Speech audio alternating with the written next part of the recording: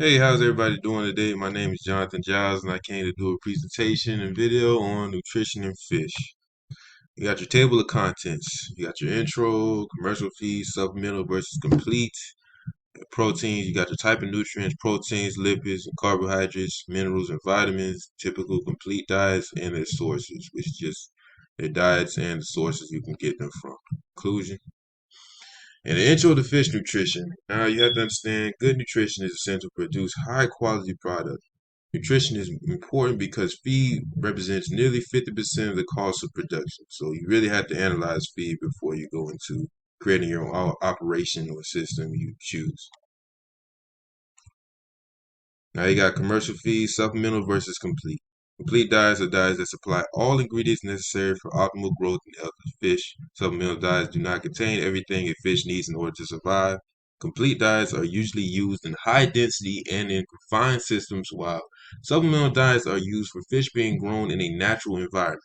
So what you would see for supplemental diets is that you got fishing in like a pond or something like that, and they got their natural environment of algae and stuff like that. So they don't really need everything. So they just need things they may be deficient in inside that pond and stuff like that. And you got your complete diets, which don't have any of that, those factors and stuff like that. So you're gonna need to give them everything they could possibly need. Then you got proteins, which is the most expensive component of fish feed. The amount of protein is usually dependent on the species and life stage culture. Fish feed are sometimes prepared with plant and yeast proteins, but are oftentimes deficient in amino acids, methionine, and lysine, especially for yeast, and plant just methionine. Also, the environment where fish is raised may play a role in requirements, or whether the fish was omnivorous or carnivorous, or herbivores. Herbivores. Type of fish: catfish, tilapia, hybrid bass, and protein levels is in that graph right there. You got lipids, have twice the amount of energy of protein and carbs, nutrients that can be utilized to play substitute for protein needs for a fish.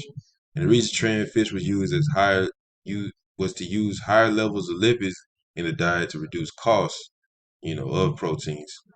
And this in turn led to excessive fat deposition in the liver, poor fish health quality, and short shelf life.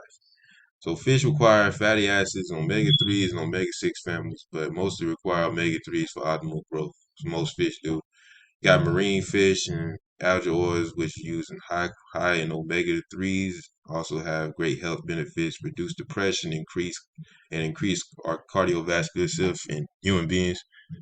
Lipids of these sources can be deposited in fish muscle. As you can see in this graph right here, we have marine fish, tilapia, catfish, and types of fatty acids needed in diet. Carbohydrates, not really essential, but they're used for manufacturing. Uh, they store carbohydrates like glycogen, they do glycogenesis. Not really essential because of poor ability to convert carbohydrates to energy. As you can see, the difference between fish and mammals, one is nearly 1 to 1, and mammals can 1 gram of carb and 4 calories of energy. Vitamins.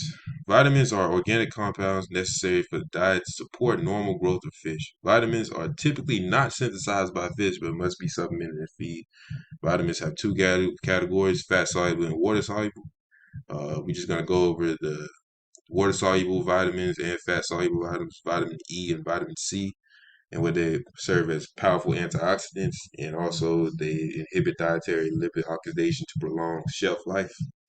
Deficiencies in these vitamins can lead to reduced growth, scoliosis, backbone, dark coloration caused by deficiencies in folic acid and absorbic acid. You have minerals. Minerals are necessary and inorganic elements, so they're inorganic rather than organic as vitamins. They are divided into two groups, macro and micro, and it's based on quantity is what some was classified as. Fish directly absorb many minerals directly from water through their gills and skin, allowing them to compensate for deficiencies in their diet. Also, minerals regulate osmotic balance and aid in bone formation and integrity. As you can see, complete diet and the sources of that complete diet, I just have that list. You can check that out yourself. Pause the video if you need to. And when trying to start a profitable aquaculture production system, one must consider nutrition and ask the question: what is my fish going to eat? And what does it need to produce well? Feed, as stated into the intro slide, makes up 50% of the cost. So when starting production of fish, nutrition plays a